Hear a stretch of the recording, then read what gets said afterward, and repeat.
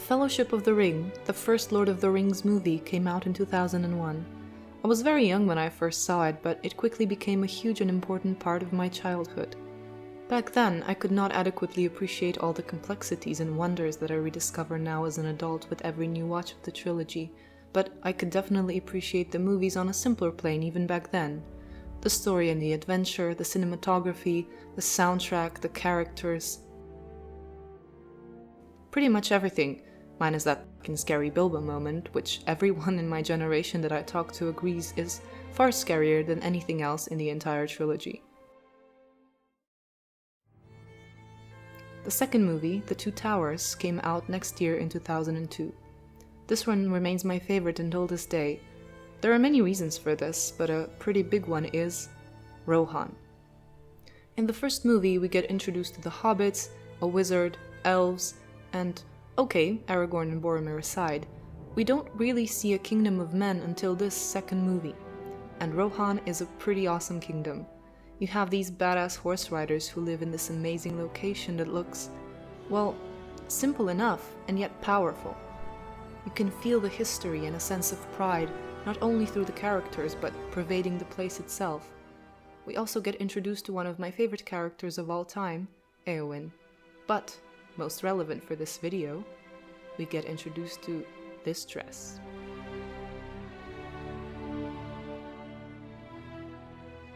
So there's this thing in the sewing community, I believe, where people often have the dress, the ultimate dress, or several, that they love and wish to recreate one day.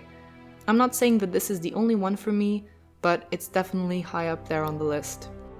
She's, the White Lady of Rohan, so the white dress was very important. It had to symbolize so many things, it had to have that sort of medieval Lady of Rohan look, or princess look, if you like. But it also had to have a strength to it. It's very simple, but has this elaborate gold and silver detail around the neck, and really sort of beautiful interior sleeve linings, and actually laces around the arms, exactly like this, but ultimately it crosses over in a very Saxon style when it's on her. And she looked fabulous in this dress. I fallen in love with this dress all those years ago watching the movies. The dress gets criminally little screen time, but it's still enough to show its beauty and showcase this gorgeous gown, which is among the most iconic gowns from The Lord of the Rings. There's a simplicity and grace to the dress. It's functional and structured, yet elegant, and perhaps not the prime example of practical everyday wear, but it's certainly befitting of Eowyn's social position. It's gorgeous. And so, I started my quest to recreate it. Now, as the title suggests, this project did come about quite unexpectedly. I don't know why it hadn't occurred to me that I could try and recreate this dress sooner, because it had been on my list for a very long time, and it is one of my favorite movie dresses. But I suppose I just didn't have the skills or the initiative to do it, and then one day, suddenly, I thought, hey, why not tackle this dress? And so here we are. Now, like I said, in the past I didn't really have the skills, and I still don't think I do, but I definitely know a little bit more about sewing, and I do feel comfortable attempting to recreate this dress. And granted, technically speaking, this isn't the most complex gown in the world. When you just look at the pattern and the way it's created, it's quite a simple gown, and it doesn't really have a ton of embroidery or super rich fabric. But it does have a couple of elements that are really integral to the dress and really help bring it together. The embroidery around the neckline and the sleeves themselves, wow, those really are, they are quite something. And then of course you have the belt, the fabric part of the belt, plus the metal discs, so that will be a complete task on its own. But yeah, this project will be divided into several parts, and this one will just be covering the basics, the theory. In this next part, I will tell you a little bit about how I went about certain elements of the dress. So let's get started. The first thing that I did was gather a whole lot of reference pictures. I needed to study the dress from all angles and determine its construction and its parts. Incredibly helpful for this process was this short clip from Lord of the Rings Making of the Costumes, which I have already shown, and the website The Customer's Guide to Movie Costumes. They have detailed analysis of so many costumes from films and TV shows. It really is a treasure chest for anyone who's seeking to recreate a costume or just wants to know how they were made.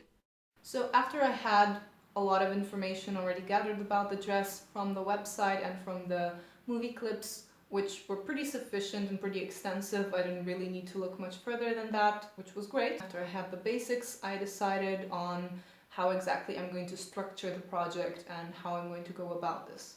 So here is Dress Theory 101. The fabric is supposed to be some kind of wool blend in a cream color. It's pretty simple as far as pattern goes, but there are some key features that enrich the entire thing. There's gold and silver scroll work that decorates the neckline. Then there are these big, long, lovely trumpet-shaped sleeves lined with some kind of goldish, creamish brocade fabric. These are actually just the oversleeves. There is much more going on here, but I'll get into the details later in another video. And basically, the third key feature of the dress is the belt, which will also get its very own spotlight since it's such a prominent element and needs to be given special attention, both in description and in construction. Now, it's time for a couple of disclaimers. Yes, this is an attempt at recreating the dress, but I'm not going for completely accurate look. First of all, because I am on a budget and I'm trying to make this dress on a budget to show how you can make it in an accessible way. And also because I don't really have the access to the exact type of fabrics. Like I said, it was supposed to be this woolen blend, and then the inside of the sleeves is this rich brocade fabric, which would be quite costly, probably. I did a little bit of an overview, and the fabrics that I came across were not that cheap, but that's a stuff of perspective. So basically what I will be attempting here is a close approximation of the dress. I want to create something that looks similar to the original movie costume. So of course the embroidery is not going to be exactly the same.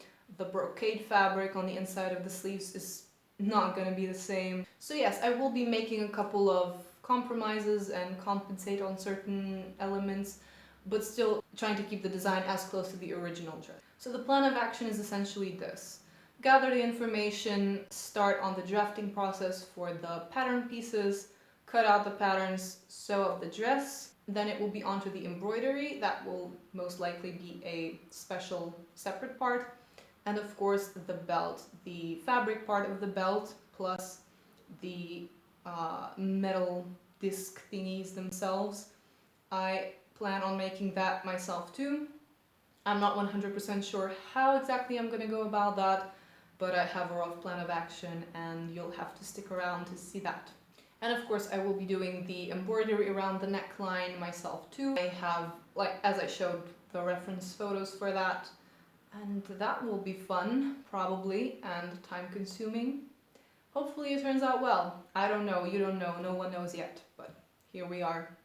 And now there were a couple of things that I will be changing on purpose, not just because I don't have access to the exact type of fabrics or I don't have the budget for exact type of fabrics, but simply because I wanted to change them. For example, the back closure on the original dress is supposed to be a zipper, and I'm not a fan of that. I understand that it's a costume, so having a zipper is the easiest thing, but that's just not really what I want to do on my design. So yeah, at this point, not a whole lot happening yet. It's proving to be quite time-consuming, which is unsurprising. But it's also exciting, and I am looking forward to continuing this project. So yeah, it will take time, it will take effort, but I'm also very much looking forward to the results and sharing them with you. So I invite you to subscribe to my channel to stay updated for the news on the making of this dress, as well as for other random videos. But mainly, I guess you're here because you're interested in the creation of this dress. As I said, part 2 will be covering the making of the pattern pieces for the dress and sewing the basic dress body, which is kind of essentially a medieval kirtle style adapted, and we'll just go on from there. So I hope you decide to join me on this mission, quest thing. You're also welcome to follow me on Instagram for updates on this as well as on other projects. And I will be seeing you soon in the second part of this series. Bye!